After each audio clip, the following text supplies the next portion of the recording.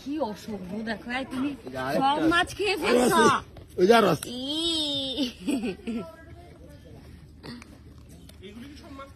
হ্যাঁ, এটা তো এখানে মাছ অবার কারণে হা করছে মুখে